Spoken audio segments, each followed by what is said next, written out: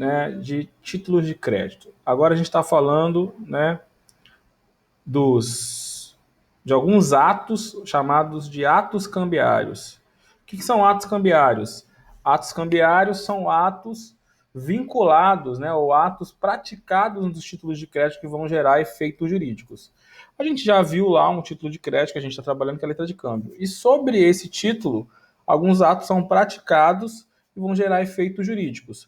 O primeiro ato que a gente estudou lá na aula passada, como eu acabei de repetir, né, é o aceite. O que é o aceite? É o ato de concordar. Mas antes mesmo do aceite, que eu acho que eu pulei, né, eu tinha que ter falado do saque. O que é o saque? É um ato anterior, é o ato de emissão do título de crédito.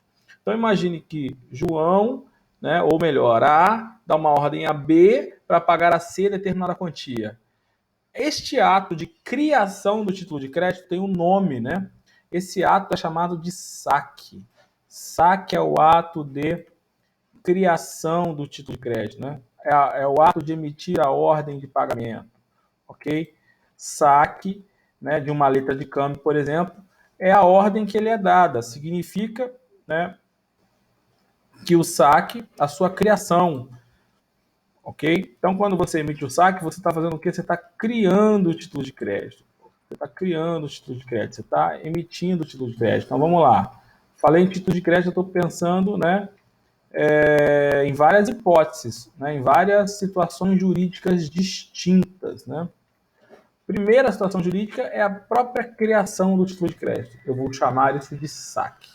Uma vez que foi sacado o título de crédito, ele vai eventualmente sofrer outros atos jurídicos cambiários, como por exemplo o aceite, certo? No caso da letra de câmbio, quem dá o saque é o sacador, né? Para quê? Para que um outro, né, chamado de sacado, caso queira, caso concorde, comprometa-se a pagar uma determinada quantia a um terceiro chamado de beneficiário, ok? Certo? Então, só para não deixar de falar do saque aqui, que é importante, tá? O saque é um ato cambial também, né? Uma vez praticado o saque, a pessoa que emite o título, ela se torna um devedor cambial, né? Ou seja, né, o portador do título de crédito, o credor, pode procurar essa pessoa para receber o título de crédito. Eventualmente, se houver o aceite, aí não, né? Aí haverá uma outra situação jurídica. Qual é a situação jurídica? De haver um outro devedor principal. Tá lembrado dessas situações? É muito importante, né? A gente lembrar dessa situação, lembrar da figura da letra de câmbio, lembrar do instituto letra de câmbio, certo? Então, já que a gente já falou do saque, vamos fazer uma rápida lembrança do aceite. Se por um lado alguém cria o título de crédito, se por um lado este título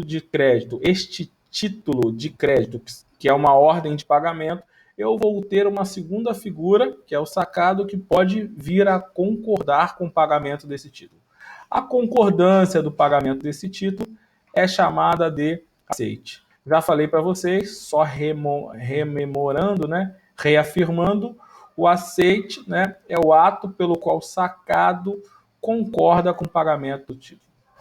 O sacado, ele não tinha uma obrigação, né, ele passa a ter a obrigação quando ele pratica o aceite, certo? O aceite é o ato cambial pelo qual o sacado concorda em acolher a ordem incorporada na letra de câmbio. Quando ele aceita, ele vai assinar o título, né, anuindo o seu pagamento. A forma de praticar o aceite é com a assinatura do sacado no título de crédito. Também já vimos isso, né? Certo? Só uma breve lembrança. O aceite resulta da assinatura do sacado lançado no anverso do título. Lembrando que anverso é a mesma coisa que frente, ok? A lei permite que o sacado também dê a assinatura no verso, mas neste caso ele vai ter que identificar o ato, ou seja, ele vai escrever, por exemplo, a palavra aceito ou outra expressão equivalente, ok? Isso é importante. O que mais que eu tenho que lembrar aqui para você? Deixa eu pensar aqui. A gente também falou, né, que o aceite, em regra geral, ele é pela totalidade do título, né? Em regra geral, o aceite é o chamado aceite total, né?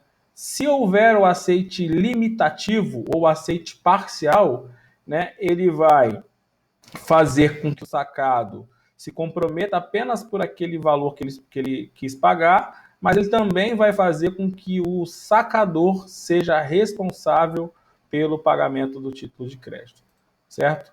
Lembra disso? Também já falamos, né?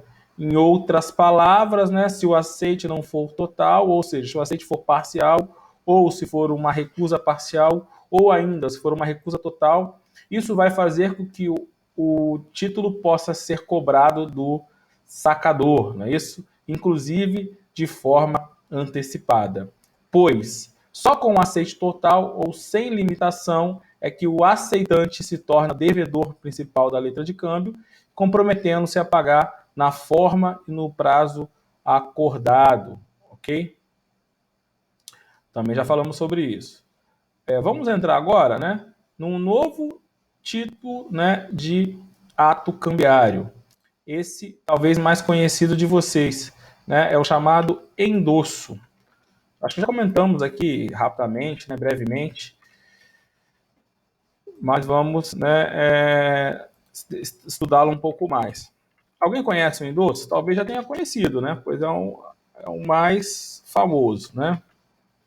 O que é o endosso? Alguém conhece? Já praticou um ato de endosso? O que você fez?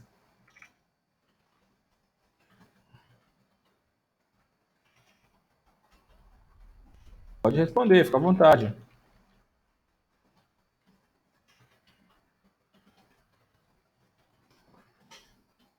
Ninguém? Nunca ninguém recebeu um cheque nominal e aí precisou, ao invés de ir ao banco receber, assinou o verso do cheque e passou esse cheque para alguém? Nunca ninguém fez isso? Então, este ato, né, de assinar o cheque, porque o cheque estava nominal a você, para poder transmitir esse título para outrem, é chamado de endosso, né? Então, o endosso é o ato cambiário, né, que transmite o título de crédito, né? É o ato jurídico que opera a transferência da titularidade do título de crédito. Então, você era titular do título de crédito e aí você resolveu, ao invés de aguardar o vencimento, né, ou ir receber, se o título for à vista, você resolveu transferir este título a outrem, né? Você pode? Pode, né, sem problema nenhum. Isso se chama endosso, certo? Isso é muito importante, por quê? Porque isso permite que o título de crédito possa circular. Lembra que um dos problemas, né, que o empresário tinha quando ele era titular de um crédito era a impossibilidade de circular ou a dificuldade de circular? Então você era empresário, você vendia, né, mercadorias a crédito, né, a prazo, só que sem títulos de crédito. E aí, você tinha que aguardar o pagamento, você não podia pegar aqueles créditos e pagar dívida sua, né, comprar mais mercadorias, nada disso você podia fazer. E o direito empresarial vem resolver esse problema. Qual o problema? Permitir a circulação do título de crédito. Como é que eu vou fazer isso, né? De várias formas, né? Eu posso transferir o título de crédito somente com a tradição, lembra disso? A gente já viu isso, né? Se o título de crédito for ao portador. Mas, se o título de crédito for nominal, né, eu vou precisar praticar um ato cambiário, que é o chamado endosso. Endosso é o ato de transmissão do título de crédito. Então, imagine que eu, né, sou credor da minha empresa, porque ela me devia uma dívida, ou porque eu trabalhei, tinha um salário para receber, né, e aí eu recebi um cheque. Eu, ao invés de ir ao banco receber esse cheque ou depositar na minha conta, eu vou até o mercadinho da esquina e falo assim, ó, eu quero fazer compras, mas eu não tenho dinheiro, mas eu tenho esse título de crédito aqui. Posso, né, fazer as compras e transferir esse título para você como meio de pagamento?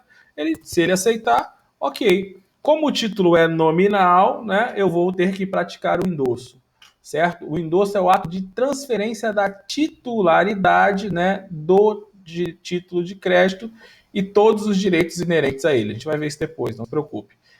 Como é que é a forma, né? Como é que eu formalizo o endosso? É muito importante, a gente sempre vai ver isso, né? Como é que eu formalizo o endosso? Ou como se dá a forma do endosso? Né? O endosso ocorre através da assinatura, né, da pessoa que está endossando no verso do título. No verso do título. Quem é a pessoa que transfere o título por endosso? Endossante. Quem é a pessoa que recebe o título por endosso? Endossatário. Então eu sou o endossante. Por quê? Porque eu transfiro o título de crédito, né? Ou a titularidade do título de crédito através do endosso. E quem recebe o título de crédito através do endosso é o endossatário. Endossatário. Otário, sacanagem, né? Aquele que recebe o título de crédito através do endosso, certo? Então, no endosso eu vou ter duas figuras, o endossante e o endossatário, ok? Como é que eu faço o endosso? Através da assinatura. Eu posso simplesmente assinar ou posso assinar e né, identificar o ato. A gente vai ver isso, né? Então, o endosso ele pode ser, né, somente assinatura ou ele pode, né, identificar quem vai ser o novo beneficiário. Em outras palavras, o endosso pode ser em branco ou o endosso pode ser em preto. De novo, pessoal, o que é o endosso em branco? É aquele em que eu simplesmente assino, sem identificar quem será o novo beneficiário. Então, no endosso em branco, né, o endossante apenas assina o título de crédito sem identificar quem será o novo, né, credor, sem identificar o endossatário. Oi? Tá anotando aí? Nada, né? Então, endosso tem duas espécies. Endosso em branco, quando não identifica o endossatário, e, obviamente, endosso em preto, quando identifica. Vamos pensar no caso concreto, aquele cheque, né? Que estava nominal a mim e que eu passei o João lá, o mercadinho da esquina. Se eu simplesmente assinar o verso do cheque, eu estou praticando o endosso do branco. Por quê? Porque eu não identifiquei quem é o beneficiário. E se eu escrever assim, endosso para o mercadinho, né, da esquina, imagina que o nome é esse, né? Eu estou praticando um endosso em preto. Certo? Eu sei que isso é simples, né, mas isso é importante. Então, a identificação, né, do título, né, no verso vai ser um chamado endosso em branco ou endosso em preto. Vamos prosseguir. Uma outra coisa que cai bastante em prova, que você não pode deixar de saber, é a respeito, né, do endosso parcial. Lembra que a gente comentou, né, sobre o aval, o aceite parcial? Lembra disso? A gente comentou sobre o aceite parcial. O que seria o aceite parcial? O aceite parcial seria, né, a hipótese do sacado concordar parcialmente, né, com o pagamento do título. Isso é possível na teoria? Sim. E se isso acontecer, qual a consequência? A consequência é que o aceitante parcial só vai se comprometer com aquela dívida e o sacador pode, né, vai ser responsabilizado, né, pelo pagamento do título. Ou seja, né, só no aceite total em que você tem aí a liberação do sacador ou a liberação, não nem digo a liberação, mas, né, que torna o sacado o obrigado principal ou devedor direto do título, certo? Em outras palavras, né, se você faz um aceite parcial, imagine, A dá uma ordem a B para pagar a C. de pagar R$ 1.000 no título de crédito. Ele vai e fala assim, aceito 500. Isso é um aceite parcial ou limitativo. Ele fica devendo 500? Fica. Mas essa pessoa que tinha um crédito de 1.000, ele vai perder os outros 1.000? Né? Não, ele pode cobrar os 1.000 de quem emitiu o título, do sacador. Por quê? Porque não houve a liberação total desse cara. Ao contrário, se o aceite é pleno, né, é sem restrição, se o aceite é total, quando o A assina a concordância para os 1.000, quem se torna o devedor principal? O B, certo? Portanto, o C vai poder cobrar do A. A gente viu também, né, que o sacador até fica responsável pelo pagamento do título, mas de forma indireta, secundária, né? Porque o devedor principal é esse cara. Se o aceite for limitativo ou for parcial, né, o que acontece? Não, o C pode cobrar diretamente do A totalidade do título, inclusive de forma antecipada. A gente já viu isso, né?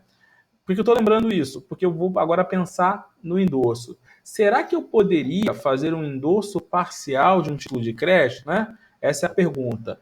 Eu poderia fazer um endosso parcial de um título de crédito? O que você acha? Né? O que seria um endosso parcial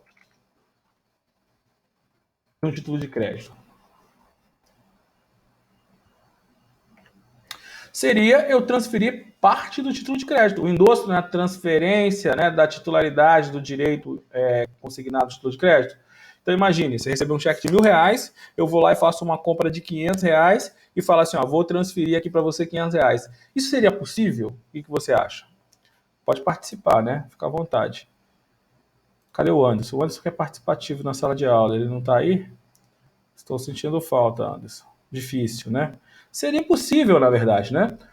Porque na prática seria impossível. Não tem como eu dar metade do cheque para ele e ficar com metade, né? Na teoria, isso ofenderia o princípio da... Oi, Oi, estamos com saudade. Estamos com muita isso. saudade. Você... Depois, em particular, quero conversar com a Vossa Excelência. Tranquilo, meu amigo. É impossível dividir o título. O Maurício acertou aí, né? Parabéns, né? O título é um só, né? Consignado em um documento único, inclusive. Inclusive tem um princípio sobre isso, que é o princípio da cartularidade. Então, o endosso parcial, ele não seria possível, né? Ele não seria juridicamente válido. Possível até poderia, né? O maluco, né? Doidão, foi lá e rasgou o cheque e dei metade para ele. Eu fiz o endosso parcial, dividi o título, dividi. Mas isso tem valor jurídico? Nenhum. Eu posso escrever no verso lá, endossos 500, né? Posso, mas isso tem valor jurídico? Não. Quando uma coisa não tem valor jurídico, né? Como é que a gente diz, né? Qual é o termo técnico? Alguém já falou aqui, Carol, parabéns, né? É nulo, muito bem. Isso, inclusive, é no Código Civil, né? A gente não usa muito Código Civil, como eu já falei, mas está expressamente, considera-se não escrita, né, 912, o endosso com qualquer condição que subordine o endossante. Parágrafo único, o endosso é nulo, o endosso parcial. É nulo o endosso parcial. Tá? Então, esse finalzinho, pessoal, cai muito em prova. Por que cai em prova? Porque é diferente do aceite. Em cada ato cambiário, né, o efeito vai ser um do parcial. Então, já vimos que quando a gente falou de aceite, o endosso parcial até é possível, só que o efeito vai ser um, né? Vai ter efeito de vencimento antecipado do título, cobrança do sacador, certo? E no endosso, o efeito é juridicamente não possível, em outras palavras, é nulo. Quando a gente falar de aval, a gente vai ver que o endosso, o aval parcial é possível. Então, esse assunto cai, por quê? Porque o parcial ele vai acontecer de várias formas, com vários efeitos. E aí, para você ter esse conhecimento, né, o examinador acaba cobrando, tá? Então, muito bem, o Maurício acertou o endosso. Né? Por que a lei diz que é nula? Porque é impossível dividir o título, porque ofenderia o princípio da cartularidade. Esse é o fundamento, né, da disposição legal aí. Se ele der um troco, vira outra coisa. Não, aí, né, mas o título ficou com ele, você não dividiu o título. Perfeito? Então, importante, endosso parcial é nulo. Então, já falamos em endosso em preto, já falamos em endosso em branco, já falamos do endosso parcial. Agora tem a parte mais difícil, galera. Presta atenção, tá? Isso aqui é chatinho de você entender. O endosso, né, ele tem, na verdade, ele tem dois efeitos, não um só. A gente estava trabalhando um até agora, né? Mas vamos trabalhar os dois efeitos. O que o endosso faz? O endosso ele faz duas coisas ao mesmo tempo. Né? O endosso produz em dois efeitos, em regra. Primeiro efeito, foi o que a gente estava falando mais, né? Ele transfere a titularidade do crédito, representado na letra de câmbio, né, ou em outro título, estamos trabalhando com a letra, do endossante para o endossatário. Então, eu era o dono do crédito, representado no título de crédito, cheque, certo? E eu transferi isso para o dono do mercado. Então, eu transferi, o primeiro efeito de praticar o endosso é transferir a titularidade do crédito, né, para o endossatário. Eu sou o endossante, ele é o endossatário. E o segundo efeito, né, o endosso vincula o endossante ao pagamento do título, na qualidade de co-obrigado. É simples, calma. O que a lei faz, né? Que isso é muito importante. Para que o título possa circular, né, e as pessoas possam aceitar o título de crédito de forma confortável, né? Ou seja, por que o dono do mercadinho pega esse cheque? Né, basicamente, ele pega para o título de crédito, pode ser executado, é verdade. Ele pega porque, né, pode circular, é verdade. Mas ele também pega, né, ou principalmente, né, acredito eu que ele pegue. Por quê? Porque eu vou ser responsável pelo pagamento, concorda? Ele conhece a empresa que eu trabalho? Não. Sabe se o cara lá paga as contas em dias? Não. Sabe se a empresa tem patrimônio? Não. Né? Ou seja, o fato de eu endossar e, consequentemente, ser o responsável pelo pagamento desse cheque é uma das coisas, talvez a principal coisa, que faz com que alguém aceite o título de crédito. Então, de nada adiantaria eu transmitir um título de crédito qualquer através do endosso se não houvesse a minha responsabilização. Né? Ou seja, o segundo efeito, talvez até o mais principal do endosso, não todos são importantes, né? Mas um segundo efeito, também muito importante, melhor dizendo, do endosso, é tornar eu, o endossante, o devedor de título de crédito. Então, quando eu pratico o endosso, né, para, né, o dono do mercado, eu estou me comprometendo em pagar o título de crédito. Né? Juridicamente, eu sou um co-obrigado. Juridicamente, caso esse cheque volte, né, o dono do mercado pode, a seu critério, porque ele é credor, cobrar do devedor principal, obviamente, né, que é o dono do cheque, lá, o emitente, a minha empresa, ou ele pode, né, cobrar de mim. Ou, inclusive, ele pode cobrar dos dois, se ele quiser. Né? Ele pode cobrar de um, pode cobrar de outro, ou pode cobrar dos dois. É claro, né, que se ele me cobrar e eu pagar, eu não sou o devedor principal. E, portanto, eu tenho o direito de regresso, não é isso? Contra a minha empresa. Então, se eu vir a pagar, seja porque ele bateu na porta da minha casa e falou, o cheque voltou, eu falo, tudo bem, eu pago, né? Porque se eu não pagar, ele pode me cobrar judicialmente. Seja porque ele protestou o cheque, né? E meu nome também ia ser protestado. Aí eu falei, o quê? Não quero meu nome protestado, vou lá e pago, né? Quando a gente vai estudar protesto, quando ele protestar, eu vou receber uma cartinha dizendo, ó, você era corresponsável pelo pagamento do título. O título não foi pago. Ou você paga, ou você vai ser responsabilizado. Aí eu vou lá e pago. Ou seja, porque ele entrou com uma execução, me colocou no polo e eu recebi lá uma cartinha da justiça dizendo para pagar aquele título. Eu fui lá e paguei.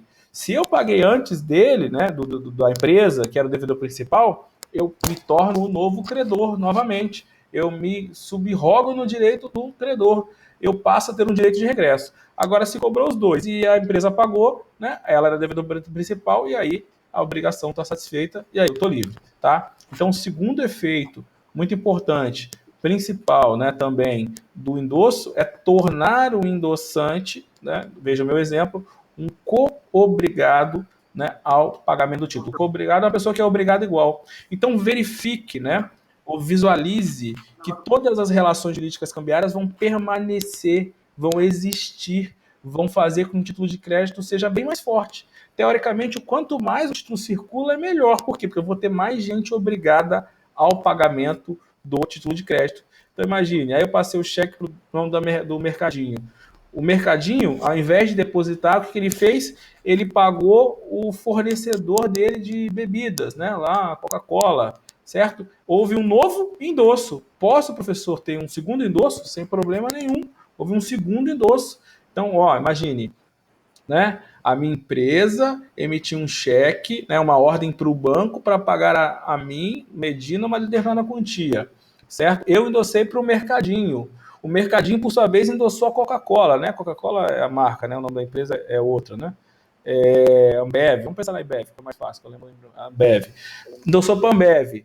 Ou seja, eu tive 2 endossos. A Ambev depositou o cheque no banco. Né? Se compensou, acabou a obrigação, não há que se falar, né, em corresponsabilização. Morreu a dívida. Se o cheque voltou, pode a Ambev executar, obviamente, o devedor principal, que é o emitente do título do cheque, né, no que é o meu exemplo. Né? Pode a Ambev cobrar do mercadinho, né? Pode. Pode a Ambev cobrar de mim? Pode. E pode a Ambev cobrar do devedor principal, já falei. Todo mundo é devedor. É claro que esse ou a minha empresa é o devedor principal. É claro que eu sou co-devedor, um obrigado ao pagamento, né? E é claro que o mercadinho também é um co-devedor. A minha responsabilidade e a responsabilidade do mercadinho são responsabilidades solidárias, né? Lembra da solidariedade? O que é a responsabilidade? Pode ser solidária ou pode ser subsidiária. O que é uma responsabilidade solidária e o que é uma responsabilidade subsidiária? Tô com saudade da sala de aula, que vocês respondiam uma pergunta fácil dessa, né? O que é uma responsabilidade solidária? O que é uma responsabilidade subsidiária? Qual a diferença?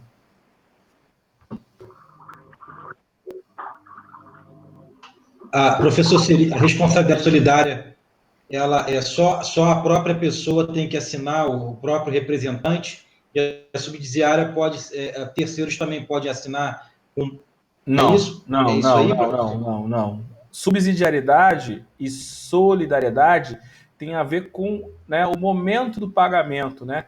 A solidariedade significa dizer que todos pagam ao mesmo tempo, tanto todos respondem junto, todos estão juntos, né? Imagina, você está com um problema, você me conta, eu falo, cara, sou solidário a você, qualquer coisa pode contar comigo. Você está devendo e eu sou um devedor junto com você solidário. Significa dizer que tanto você quanto eu posso ser chamado a pagar a dívida. Ok? Então, na responsabilidade, todos podem ser chamados a pagar a dívida no mesmo momento, eles estão juntos. Né? Na subsidiariedade, não. Primeiro se cobra de um, depois se cobra de outro. Uma responsabilidade subsidiária, né, vai ter um devedor primeiro e um devedor secundário, um devedor principal e um devedor subsidiário. Né? A fiança, né, regra geral, é uma responsabilidade subsidiária. Então, primeiro se cobra do locatário, depois se cobra do fiador. A lei prevê, né? Aí você tem que se lembrar lá de direito civil, né? A solidariedade não se presume, né? Decorre de lei ou da vontade das partes. A lei diz que aqui a responsabilidade é solidária e, portanto, a Ambev pode cobrar de todo mundo ao mesmo tempo, porque a nossa responsabilidade é solidária, ou seja, todos respondem pela dívida, né? Inclusive junto, de forma independente, né? Inclusive essas responsabilidades, né? Elas são autônomas. Lembra o princípio da autonomia? Se eu morrer, né? Significa dizer que acaba a responsabilidade né, do mercadinho? Não, né? A responsabilidade permanece, tá? Depois dá mais uma revisada aí. A solidariedade de igual, ambos estão no mesmo nível, pode ser cobrado ao mesmo tempo. Depois dá mais uma revisadinha aí nessa questão da responsabilidade que é importante, ok? Então, pessoal, né, a responsabilidade do endossante ela é solidária e dois, ele se compromete em pagar o título de crédito também, a não ser que ele faça uma cláusula, né, dizendo que ele não vai se comprometer. É possível o endossante dizer, né, endosso, né, sem me comprometer, né, é possível, né, mas aí eu seria uma exceção. A regra geral é que todo endossante se compromete pelo pagamento do título de crédito. Regra geral que todo endossante, né, vai se comprometer ao pagamento do título de crédito. Regra geral que o endossante ele vai estar sujeito, né, ao pagamento do título de crédito. Esse é o chamado endosso com garantia. A lei fala que é possível fazer um endosso sem garantia, ou seja, é um endossante, né, que coloca uma cláusula transferindo o título de crédito e que expressamente diz que não vai se comprometer com o pagamento, ok? Ou seja, é o endosso em que não vai vincular o endossante ao pagamento do título. Este é o chamado endosso sem garantia. Tá? Então vamos de novo finalizar. Regra geral, inclusive não precisa estar previsto expresso, né? Previsto expressamente no título, é que o endosso é uma garantia, né? O endossante garante o pagamento do título. Eu posso excepcionalizar isso, né? Falar para o cara lá do mercadinho, ó, tô transferindo, mas eu não sei se eu vou pagar, né? Assim, eu não sei se ele vai pagar e eu não me comprometo. Posso. Eu vou escrever no título endosso sem garantia, né? Vou especificar que se trata de um endosso sem garantia. Ele vai querer pegar um título de crédito sem saber, né, sem eu me responsabilizar e só a minha empresa, aí é outra discussão, aí não é uma questão jurídica, é uma questão comercial. Vai que ele conhece a empresa também e confia. É com ele, concorda? É uma questão comercial. Por que os negócios são feitos, né? Se isso é bom ou não para os empresários é outra discussão, certo? Agora, juridicamente, né? Se eu simplesmente assinar, eu estou fazendo o quê? Eu estou prestando um endosso e, por regra, ele é com garantia, ou seja, eu me garanto, eu transfiro o título e me garanto o seu pagamento, certo? Agora, se eu quiser, eu posso fazer diferente, ou seja, não garantir? Posso. Aí eu tenho que especificar. Aí vai ser um endosso sem garantia. A pessoa vai querer aceitar o título? É outra discussão, certo? Endosso com garantia, endossos sem garantia. Isso é também importante. Deixa eu ver o que mais eu tenho que falar para você. Endosso com garantia já foi, endosso sem garantia já foi. Mais uma coisa, acho que a gente já comentou sobre isso quando a gente falou sobre. Davi, tu quer fazer alguma pergunta? Se não quiser, fecha o teu microfone aí, parceiro, senão tu fica aparecendo na tela. Pelo menos para mim, você fica no centro da tela, não sei para os colegas.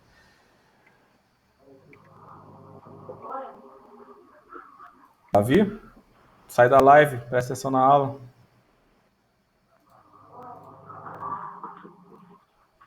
Pronto, consegui fechar o microfone do Davi. Se o Davi quiser perguntar alguma coisa, ele pergunta aí no chat. Pessoal, voltando aqui, né, para o nosso endosso. Então, esse endosso é o ato de transmissão do título de crédito. O endosso vai acontecer quando o título de crédito é nominal, lembra? Porque se o título for ao portador, não preciso do endosso. O que eu faço? Eu faço como é que chama? O ato de transmissão do título de crédito ao portador. Como é que eu faço isso? Vimos na aula passada também, se não me engano, né? Não vimos? Eu faço, como é que chama lá? O ato de transmissão de bem móvel. Lembra disso? Direito civil? Ninguém? Mera tradição. Lembra da mera tradição? Então, se o bem o título, perdão, ele não consta o nome do beneficiário, ou seja, ele não é nominal, eu não preciso do endosso, eu transfiro com a mera tradição, que é a entrega da coisa, né? Entrega do cheque, eu vou lá e entrego o cheque, mera tradição. Aí no ato se fala endosso. Endosso é essa assinatura, é esse ato formal, né, que vai fazer com que eu transfira formalmente o título de crédito. Tá tranquilo, meu parceiro, não tem problema não, deve ter algum problema aí no sistema, relaxa. Já está resolvido. Vamos continuar. Último assunto, esse que é o assunto mais chatinho, esse que eu preciso que você preste mais atenção, tá? E esse é o que cai mais em prova. Você vê, né? Triste. Quando eu falo, né, em endosso, eu falo em transferência do título de crédito e a lei diz assim: e todos os direitos inerentes a ele. Então, de novo, o título de crédito significa a transferência do título de crédito e todos os direitos inerentes a ele. Em outras palavras, né, quando você tem um título de crédito, quando você credou o título de crédito, você não pode cobrar, você não pode endossar, você não pode, né, protestar, você não pode, né, caucionar. Ou seja, o título é seu e você pode praticar atos jurídicos sobre o título de crédito, certo? Quando eu endosso o título de crédito, eu vou, então, né, transferir o título em si e todos os direitos inerentes a ele. Eu posso protestar a pessoa depois? Não posso mais, porque eu não sou mais credor. Né? Eu endossei, sou endossante. Eu posso, né, usar o título para garantir uma dívida? Não posso. Por quê? Porque isso, né, era um direito que eu tinha se eu fosse credor. Como eu não sou mais, porque eu pratiquei endosso, eu transferi esse direito ao novo credor ou ao endossatário. Ok? Isso é importante. Porque isso vai ser usado para a gente fazer uma coisa que a lei chama, né, que são chamados endossos impróprios. Então, de novo, eu posso classificar o título de outra forma, né? De novo e de outra forma. Eu posso classificar o endosso de endosso próprio e eu posso classificar o endosso de endosso impróprio. O que é um endosso próprio, ou propriamente dito? É um endosso que eu transfiro o título de crédito e todos os direitos inerentes a ele. Então, quando eu transfiro, é esse que a gente estudou até agora, tá? O endosso próprio é esse em que eu transfiro o direito do título, de cobrar o título, de protestar o título, de endossar o título, tudo, né, tudo vinculado ao título, tudo os atos jurídicos, né, os direitos que podem ser praticados, foi transferido. Então eu transfiro o título e os direitos, conjunto todo. O que pensou o legislador? Será que eu posso, né, transferir apenas alguns direitos e não todos os direitos? Né? Será que eu posso transferir o título vinculado a algum direito? O legislador criou esse tipo de endosso. Esse endosso ele tem mais uma função de facilitador, né, para o empresário do que propriamente de uma transferência do crédito. Ou seja, o endosso impróprio ele tem esse nome porque não é um endosso que transfere o crédito, né, o título, o direito, o dinheiro e todos os direitos. É um endosso diferentão, por isso é chamado impróprio. Ele é um endosso que o legislador criou e deu em nome de endosso porque ele é da mesma forma, né, do mesmo jeito, é também uma assinatura no verso. Mas ele vai ter outra função, ele vai servir para outra coisa. Por isso que ele, né, não é um endosso normal, não é um endosso próprio, é um endosso impróprio. Vou te dar o exemplo, talvez fique mais fácil de você visualizar. Imagina que eu seja, né, nem, né, e ainda pensando lá atrás, que é mais fácil de você visualizar ainda. Então, vamos lá. Imagina que eu seja um comerciante português em 1950, tá? Bem fácil de você visualizar. E eu tenho vários títulos lá na minha posse. Eu tenho notas promissórias para receber de pessoas que eu emprestei dinheiro. Eu tenho letras de câmbio de mercadorias que eu vendi para as pessoas pagarem, né? Eu tenho cheques lá que estão lá para me receber. Tem vários títulos para me receber. Eu quero ir para Portugal ver minha família, né? O exemplo tem que ser bem radical para ficar bem claro para você. Em 1950 não tinha avião, né? Ou se tinha, não era comercial e não era nada viável. Viajava de navio. Quanto tempo de navio antigo, 1950, para Portugal? Sei lá, 2 meses, talvez? Estou chutando, provavelmente. Então eu vou 2 meses de navio para Portugal. Eu vou chegar lá, vou ficar uma semana, né? Hoje em dia você vai de avião, fica uma semana porque gasta algumas horas. Provavelmente eu vou ficar, sei lá, mais 2 meses, pelo menos, ou até mais, 6 meses. E depois eu vou voltar de novo, ou seja, mais 2 meses. Então eu vou fazer uma viagem dessa, vai demorar meses. 6 meses, 8 meses, 1 ano viajando.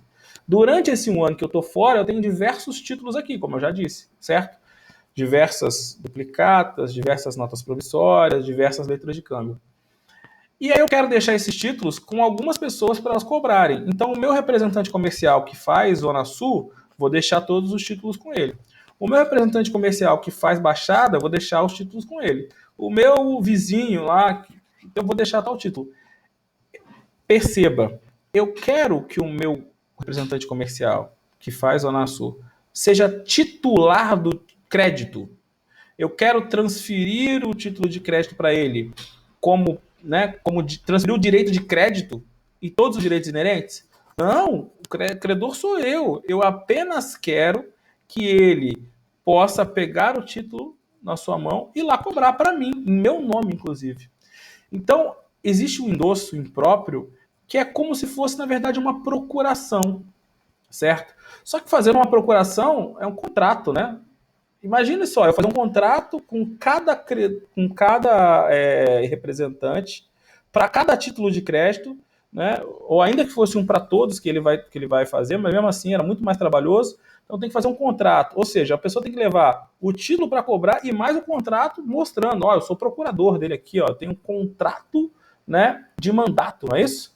O contrato que dá poderes. E além do contrato de mandato, eu preciso fazer o instrumento do contrato de mandato, não é isso? Que é a procuração. Então, acho que você já viu isso, não sei se você já viu. Né? O que é a procuração, na verdade? A procuração é um instrumento que representa um contrato. Que contrato é esse? Um contrato de mandato.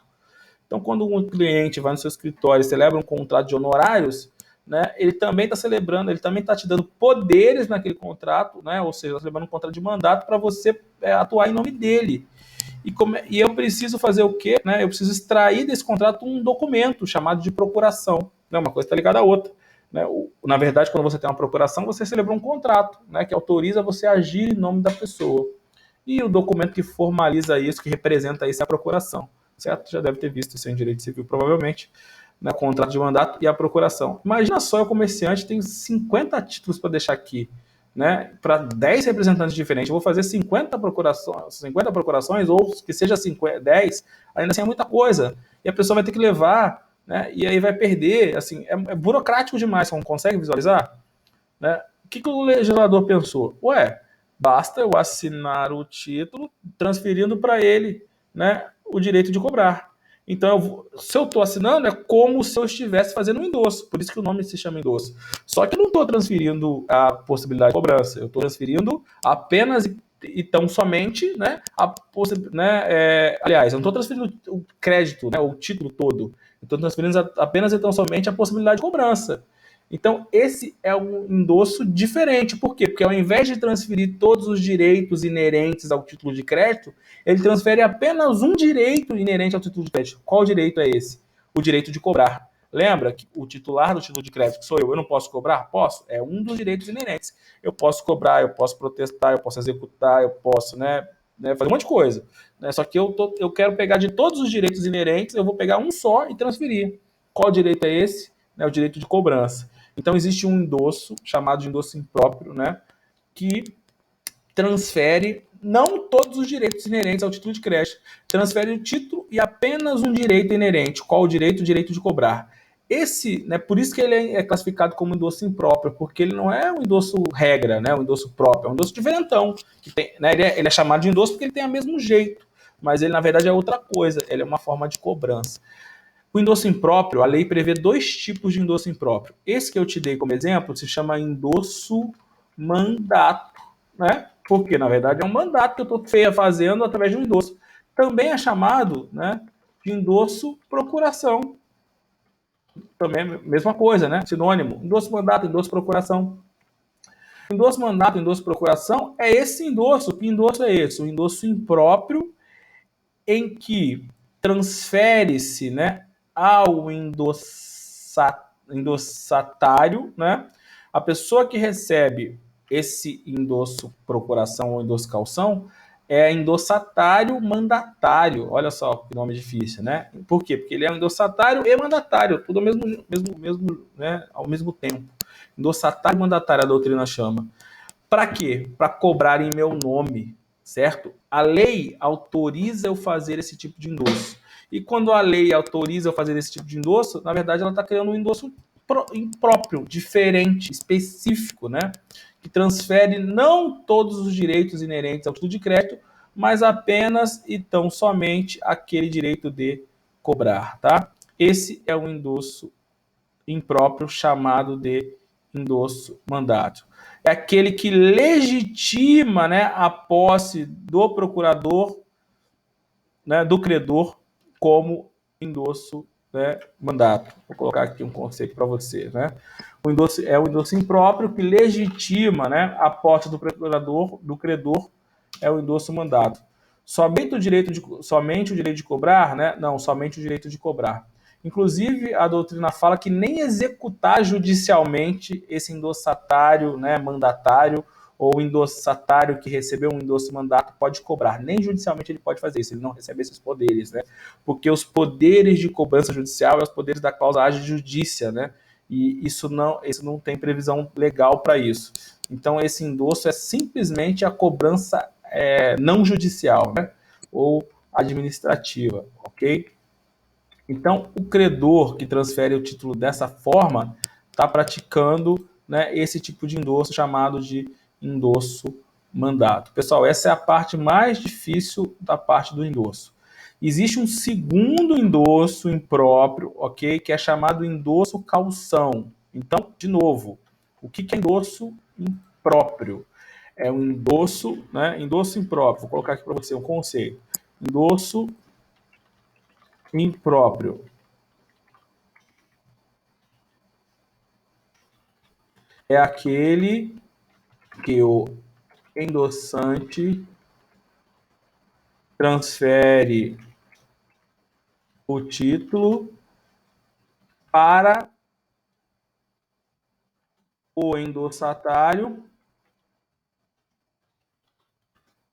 exercer alguns dos de algum ou algum, né, na verdade algum algum dos direitos inerentes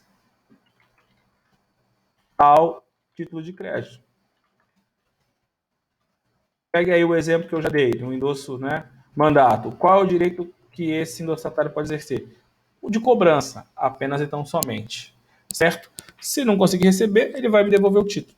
Se ele receber, ok, né? Ele vai dar quitação, tendo em vista que ele tinha poderes para receber, né, em meu nome, tá bom? Existe um segundo endosso, né, impróprio, chamado de endosso calção. Vou colocar aqui para você. O que é o endosso calção? O que é calção? Lembra da calção? Estudou isso em direito civil? Então, o endosso impróprio, né? O ruim é que no chat não dá para desenhar, né? Pode fazer uma setinha assim, para cima e para baixo. Endosso, né? Endosso. Endosso. Próprio, impróprio. Impróprio. Endosso mandato, endosso calção. Certo? O que é calção? Não é aquilo que você veste em casa, não, né? Os meninos. O que é calção? É uma garantia, professor. Muito bem, aí, Ana. Estava com saudade de você ouvir sua voz, né? Pô, professor, nós também, eu e a patroa, nós estamos aqui na sala assistindo a sua aula. Bom, muito obrigado. Muito bem, né? Muito bem. Aí ficou a explicação. Parabéns, aí Carol também acertou. O endosso calção é aquele que eu transfiro o título de que forma? Como garantia, né? O título de crédito não garante uma dívida, ou seja, um dos direitos inerentes ao título de crédito é ser uma garantia. Concorda comigo? Garantir o pagamento de uma dívida. Eu posso transferir o título de crédito como garantia? Posso. Para que foi criado esse tipo de endosso? Para permitir que o empresário transfira o título de crédito como garantia de uma outra dívida. Aqui o exemplo é o seguinte: eu sou empresário, eu preciso pegar dinheiro emprestado, né? Aí eu vou até o Anderson aí, que é um outro empresário muito bem sucedido, né? Tem mais dinheiro que eu. Falei assim, Anderson, tô fudido, né? Ó, coronavírus aí, tô cheio de conta para pagar, não tenho dinheiro. Minha loja tá fechada, me ajuda, me empresta o dinheiro. O Anderson falou, claro que eu te empresto, mas qual vai ser a garantia, né? Qual vai ser a garantia? Aí eu falei, cara, posso te dar, sei lá, notas promissórias que eu tenho aqui, né? Que de outras pessoas que me devem? Ele falou, ok, quem é? É fulano botando 50. Concordo. Só que perceba, né? Esse título é transferido não pela titularidade, porque quem vai pagar a dívida sou eu. Se eu não pagar, aí ele vai poder ficar com o título de crédito. Então eu vou endossar de que forma? Com o endosso calção. O endosso calção é a transferência do título de crédito como garantia. Vai ficar na posse dele, mas ele não é o titular. Ele é apenas, né, estado com o título de crédito como garantia. Se eu pagar, eu vou lá e resgato o título, acabou, né? Se eu não pagar, aí sim, esse endosso passa a ser dele. Perceba, esses dois endossos que foram criados pelo legislador, que a doutrina classificou como endosso impróprio, são endossos diferentes. Não são aquele endosso que a gente estudou, né? O principal. É um endosso, né, impróprio. Por quê? Porque ele só é chamado de endosso porque ele é feito da mesma forma, mas ele tem outra função, né? Ou de garantia, como é o caso do endosso calção, ou de cobrança, como é o caso do endosso mandato. Endosso calção, endosso garantia, também é chamado de endosso penhor, né? Porque penhor é uma espécie de garantia. Então você vai ouvir a doutrina endosso penhor, endosso calção. Também é chamado de endosso pignoratício. O que é o pignoratício, né? Tem a ver com um adjetivo decorrente do contrato de penhor. Então, endosso calção, endosso garantia, endosso pignoratício é tudo a mesma coisa. É esse endosso permitido na lei, né, para que o título seja transferido apenas como forma de garantia. Como é que eu faço na prática, né, um endosso calção ou um endosso garantia? Eu vou escrever no verso do título, endosso calção ou endosso com garantia. Imagina, né, eu pego o cheque e vou escrever atrás. Endosso para Anderson com garantia, né? Ou endosso garantia a Anderson, tanto faz, né? A lei não dá uma expressão, né? Não diz o jeito é você que vai escrever, desde que você represente isso, certo? Então, nesse endosso, né, que eu fiz, é um endosso, né, em preto, em que é um endosso calção. Eu acho que eu não falei, né? Eu falei endosso em preto, endosso branco? É simples, mas é importante falar. Falei? Endosso em branco. Então, no meu exemplo, endosso em preto, né, calção. Eu vou escrever, na verdade. Se eu simplesmente assinasse, né, ou se eu escrevesse só endosso, aí eu estava falando do endosso próprio, certo? Se eu quiser fazer um endosso impróprio, seja ele calção ou seja ele mandato, eu preciso especificar. Então, a lei autoriza esses dois tipos de endosso, que são diferentes, e por isso que a doutrina chama eles de endosso impróprio, ok?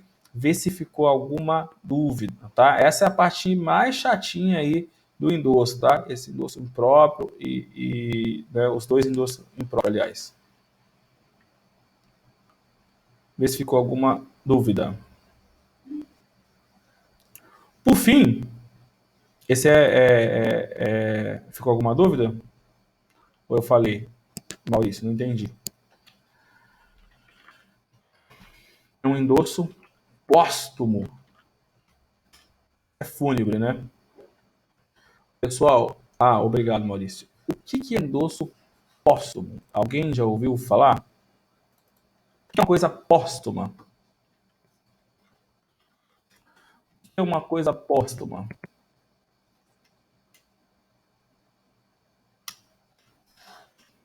Uma coisa posterior, não é isso? O que é o endosso póstumo?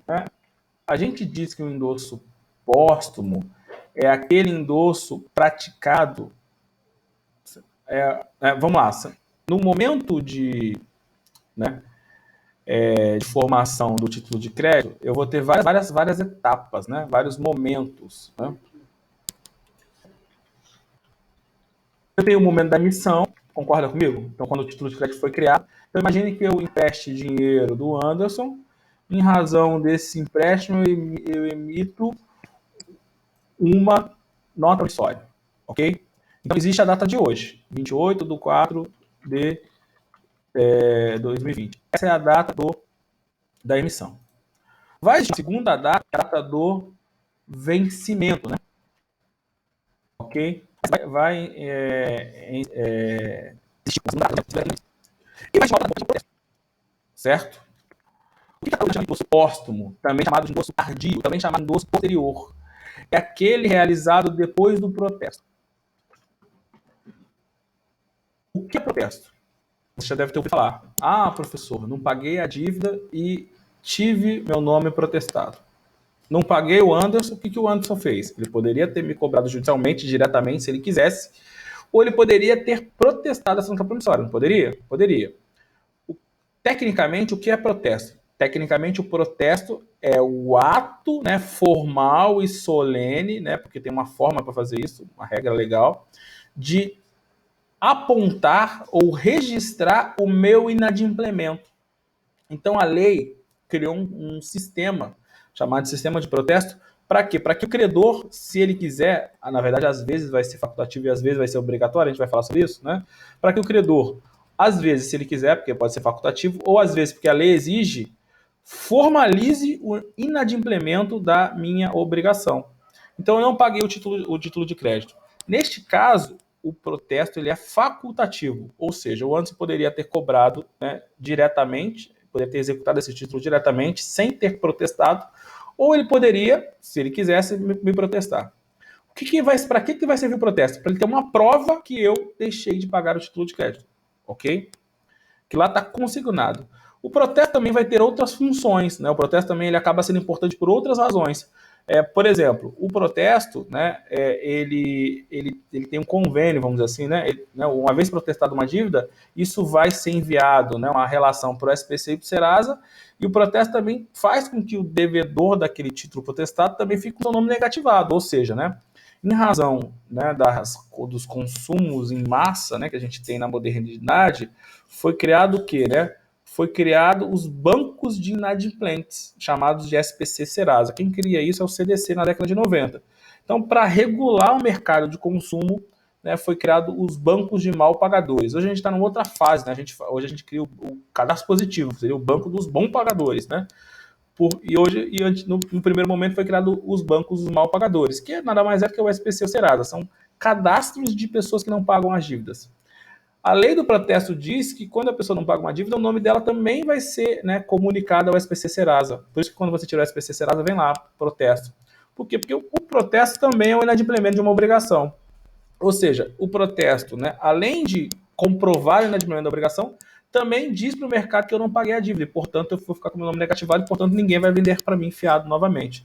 Então, o protesto, muitas vezes, ainda que ele seja facultativo, como, por exemplo, no meu exemplo, né, ele vai ser usado para quê? Para me pressionar a pagar. Por quê? Porque como o meu nome está negativado, eu não vou comprar no cartão de crédito, eu não vou ter cheque, né, e isso me pressiona a pagar. Então, indiretamente, o protesto é uma forma de me cobrar, né, ou me exigir o meu pagamento, ou de coagir o pagamento. Por quê? Porque me coloca no banco de dados e isso, né, indiretamente me obriga no pagamento da dívida. Mas, formalmente, né, ou legalmente, o protesto não foi criado para isso.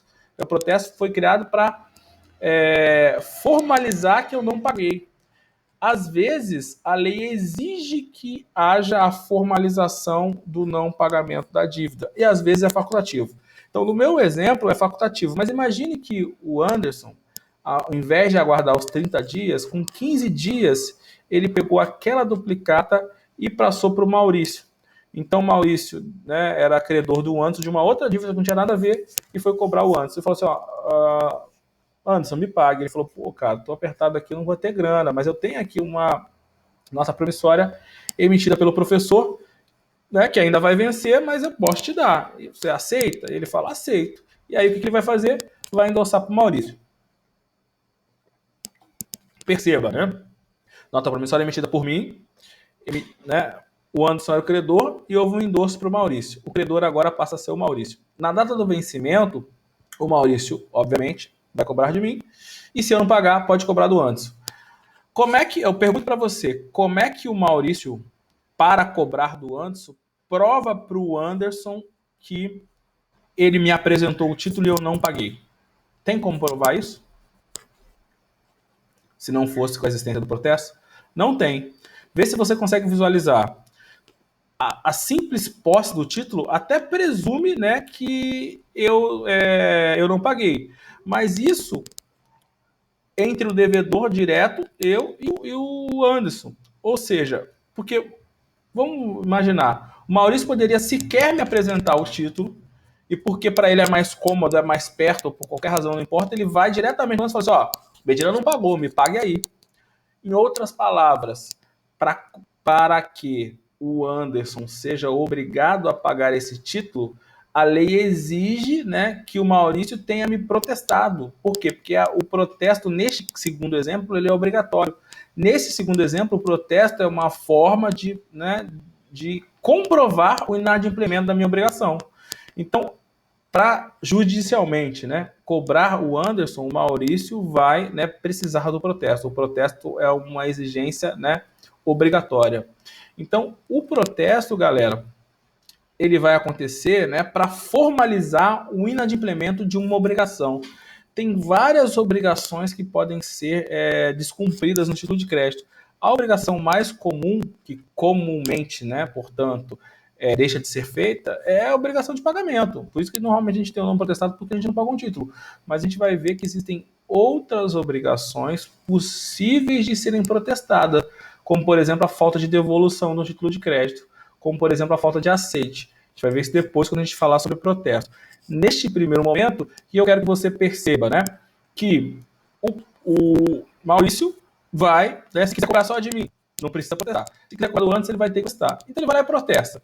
Na prática, o protesto ele ir até o tabelião, não é isso? Lá o cartório do registro de protestos, entregar o título, e aí o tabelião vai mandar uma cartinha para mim, uma cartinha para você, ó, o título venceu e ele não pagou, Anderson, ele não pagou, né? E aí o Anderson fala assim, opa, peraí, eu sei que eu sou co-obrigado, eu vou lá e pago, se ele quiser. E eu falo assim, ó, opa, peraí, eu vou pagar, senão eu vou ter meu nome protestado. Se ninguém, né, nem eu nem o Anderson pagar, o que vai acontecer? O tabelião vai lavrar ou vai registrar o protesto. Aí ele vai pegar um livro de registro de protesto e vai escrever o nome das pessoas. Diga. Protesto tem prescrição? Tem. Tem. Na verdade, Na verdade, é a mesma prescrição da dívida, né? E aí, regra geral, dívidas prescrevem em 5 anos, depende da dívida. Mas tem exceções lá no Código Civil. Você deixar de pagar o hotel que você ficou, é 1 ano, né? Seguro, 1 ano. É o mesmo tempo de prescrição da dívida. O que muito se faz, talvez seja essa sua dúvida, de forma indevida, é a pessoa, a empresa, né? Imagine, você vai lá e emite um cheque. E aí, quando tá para vencer o cheque, a pessoa vai e protesta de novo, né? Isso é uma fraude, isso é um erro, né? Existem empresas, né, fraudulentas, né, picaretas, né, criminosas de cobrança que fazem isso, que pegam dívidas já prescritas e protestam de novo. E elas fazem isso por quê? Porque a lei, né, quando a gente falar de protesto, a gente vai ver isso de novo. A lei expressamente não exige do tabelião para que ele olhe a prescrição da dívida a ser protestada. E a lei diz que é de responsabilidade do apresentante, no caso a empresa que está com título, eventuais protestos indevidos. E aí o que tem gente que faz? Monta empresas fraudulentas, né, em nome de laranja, normalmente, que você vai no o Fantástico, vai lá verificar a empresa não existe, ou está num terreno vazio, para poder ficar protestando indevidamente títulos e coagindo as pessoas a pagarem títulos que estão protestados. Então, muitas vezes a pessoa tem um cheque que já deu há 10 anos atrás e apareceu protestado agora do nada. Juridicamente aquilo lá está prescrito, não poderia ser protestado, mas é um protesto indevido. E aí o que você faz? Ou você sucumbe àquela, né, ilegalidade, paga, ou você paga um advogado para entrar na justiça, né, e dizer, ó, esse protesto é indevido e está prescrito, certo? Talvez seja essa a sua dúvida. Não sei se tem a ver ou não, né? Mas a gente vai voltar a falar sobre protesto numa aula posterior, não se preocupe. Por que eu estou te falando de protesto agora, né? Estou te falando de protesto agora porque o protesto, né, vai ser um marco legal para a gente falar do endosso póstumo. Então, o que é o endosso póstumo, tardio ou posterior? É aquele realizado depois do protesto, ok? Endosso póstumo, tardio ou posterior é o realizado depois do protesto. E qual é a grande, né, sacada, né, do endosso póstumo, tardio ou posterior? É o efeito, né? Ele só produzirá efeitos civis de uma sessão de crédito. Lembra da sessão de crédito ou sessão ordinária de crédito? Então, quando o protesto for tardio, né, ou posterior, os efeitos dele são de efeitos, né, de sessão civil de crédito ou sessão ordinária de crédito, que é a mesma coisa. Então, regra geral, né, o endosso tem efeito de endosso, né? Transfere o título de crédito todos os direitos inerentes. Mas se for um endosso tardio, né, ou protesto, apesar de ter o nome de endosso, né, ele vai ter efeito de cessão civil de crédito. Ok? Certo? Foi alguma dúvida, né? Então, pessoal, finalizamos aí um outro assunto aí que é o endosso. Cara, o endosso cai bastante em prova de OAB. Tem bastante, né, questões sobre isso. Então, fica ligado, né? Fica ligado aí em relação ao endosso, dá uma olhadinha.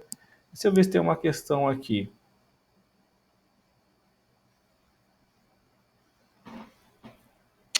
Acho que dá para fazer essa aqui. Deixa eu ver se dá para compartilhar com você aqui a tela.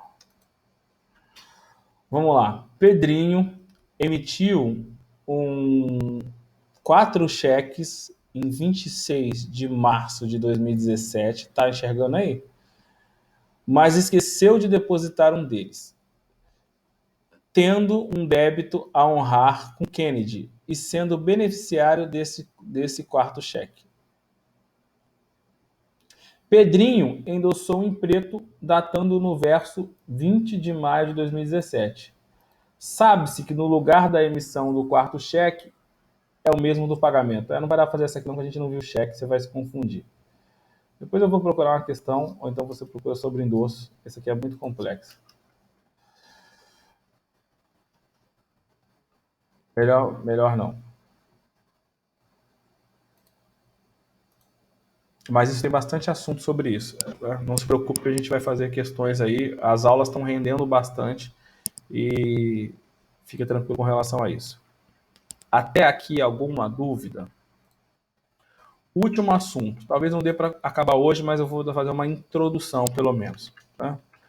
Próximo assunto é o aval. O que é o aval, galera? O aval também é um ato cambiário. Lembra que nos títulos de crédito poderão ser praticados atos jurídicos, né, que vão gerar efeitos. É o caso do aceite, é o caso do saque, é o caso do endosso e é o caso do aval. O aval é um outro ato jurídico, ou seja, alguém vai praticar um ato que vai surtir efeitos, né, e tem função. Né? Qual é a função do aval? Né? Você já deve ter ouvido falar. O aval é um ato jurídico, né, de garantia. Né? O aval faz com que a pessoa que presta o aval garanta o pagamento de uma dívida. Né? Então, o aval é um ato cambiário de garantia. A pessoa que presta o aval é chamado de avalista, né? Já deve ter ouvido falar. É aquele que garante o pagamento do título, né?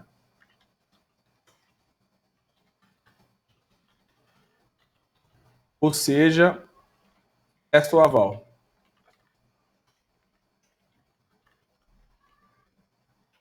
A pessoa que recebe o aval é chamado de avalizado. Aquele que recebe o aval. Vamos pegar aquele nosso exemplo. Então, eu pedi dinheiro emprestado para o Anderson falou, ok, empresto, desde que você primeiro formalize isso em um título de crédito. Primeira exigência. Segunda exigência, professor, você é meu amigo, gosto de você, mas, né, amizade, negócio à parte. Qual é a garantia que você vai me dar? Né? Nos títulos de crédito, existe uma garantia pessoal que se chama aval. Ou seja, um terceiro, né? Eu brinco, né? O bucha, conhece o bucha? Aquele que não tem nada com isso, né? Não pegou dinheiro, não emprestou dinheiro, mas vai pagar a dívida. É o bucha, né? Terceiro, que não tem nada com isso, que vai vir para o título de crédito para garantir o pagamento, né? Então, essa pessoa vai vir prestar o aval, né? É o avalista. Então, vou pensar em alguém, né?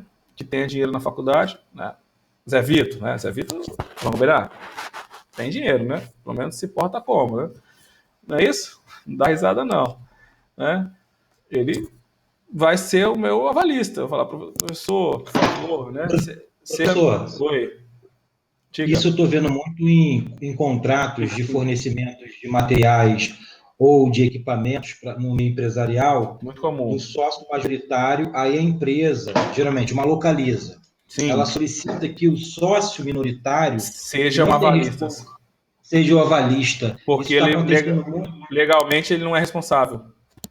Não é responsável. Aí as empresas, por exemplo, ela localiza, tudo bem, beleza, se você não me pagar, eu vou colocar o sócio cotista para ser o seu avalista caso você não venha pagar. E está acontecendo muito isso no meio empresarial.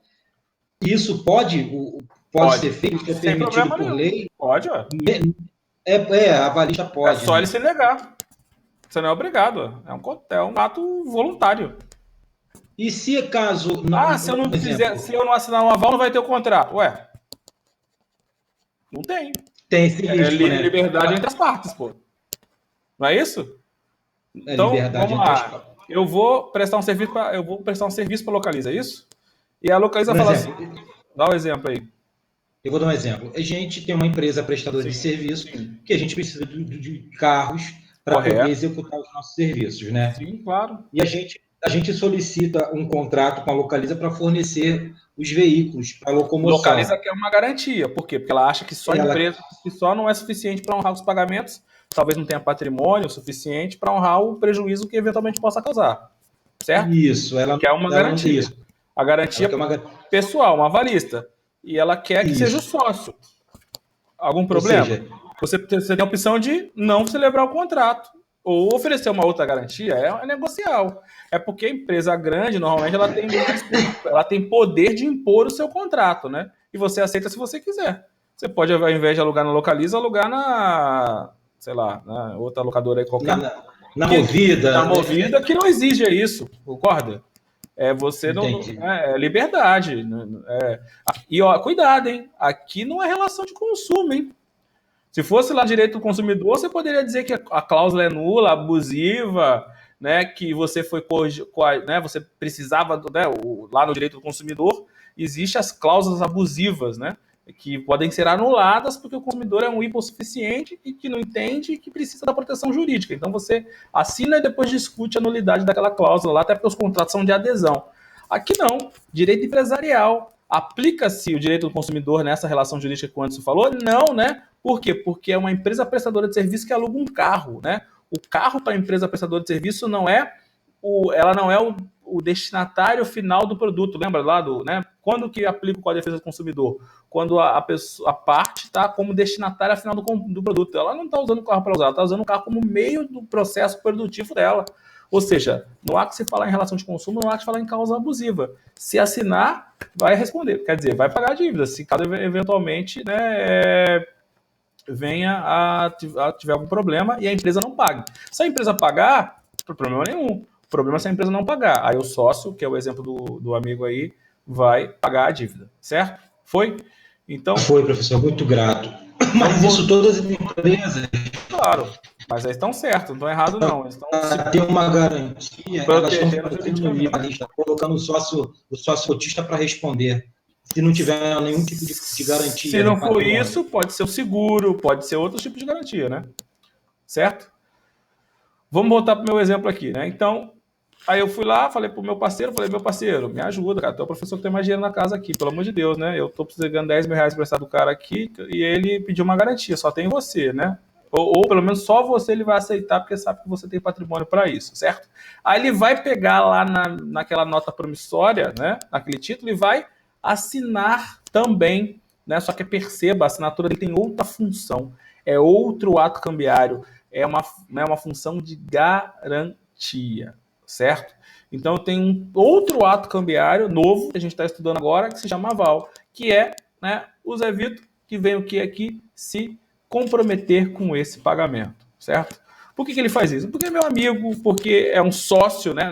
No meu exemplo aqui é uma relação de amizade. No exemplo que o Anderson deu, é uma relação de sociedade. Né? O sócio minoritário da empresa só assina porque indiretamente ele está se beneficiando com aquele negócio. Se a empresa, né, conseguir alugar os carros, prestar o serviço, tiver lucro, ele indiretamente ganha com esse lucro. Por isso que ele assume esse risco. Na verdade é isso, né? É assumir um risco. Né? Por que a pessoa vai ser avalista ou não, é mais uma questão, né, pessoal ou empresarial que não tem nada a ver com a questão jurídica. Né? A questão é a responsabilidade que essa pessoa assume. O aval ele é muito parecido com outra garantia que você já estudou lá no direito civil contratual. Lembra? Como é que se chama uma outra garantia ou um contrato de garantia que você estudou lá em direito contratual, né? Contratos de direito civil. Estudou isso? Conhece? Ninguém? Vamos lá, Laísa. Tem várias espécies de contratos que você estudou. Compra e venda, locação, né? Mandato e começa com FI, termina com ANSA. Pai, o Maurício está ligado, parabéns, né? Fiança, né? O aval é muito parecido com a fiança ou com o contrato de fiança, né? Porque o contrato de fiança também é um contrato de garantia, né? Ou seja, existe um contrato principal, por exemplo, uma locação, muito comum, né? Na locação, você celebrar um contrato de fiança, né? Existem algumas diferenças, né, entre fiança e aval. A fiança é um contrato, o aval é um ato cambiário. A fiança é aplicada nos contratos, né, e o aval é aplicado nos títulos de crédito. A fiança é um contrato acessório, se acabar o contrato principal, acaba a fiança. O aval não, é autônomo, lembra? A ação jurídica autônoma. A responsabilidade é solidária, aqui é subsidiária. Então tem diferenças entre fiança e aval. Ok? Tem diferenças entre fiança e aval, mas, né, são parecidas no sentido de que representam uma garantia também, certo? Provavelmente, antes, nesse contrato, né, tá assim, caso haja uma dívida, né, vai ser emitido um título de crédito, por exemplo, uma nota promissória, pelo credor, que é a Localiza, e o sócio minoritário já avaliza esse título de crédito. Ou seja, eles têm né, porque você falou aval num contrato. Por que eles fazem isso? Por que não faz uma fiança? Porque o aval é mais forte que a fiança. Então, por isso que as empresas e os bancos, né, eles colocam um aval no contrato. Na verdade, não é que o aval está avalizando um contrato. Na verdade, provavelmente esse contrato está dizendo o seguinte, que da dívida existente, né, ou decorrente daquele contrato, vai ser expedido um título de crédito qualquer, normalmente uma nota promissória ou uma letra de câmbio, e esse devedor que assinou lá já avaliza aquele documento novo, né, aquele novo título de crédito. Percebeu? Então ele faz uma amarração jurídica aí para criar um título para tornar o aval. Por quê? Porque o aval é mais forte, né, do que a fiança. Ok? Galera, vou dar uma parada aqui, porque o assunto está avançando bastante e a gente está tranquilo, né, em relação à matéria.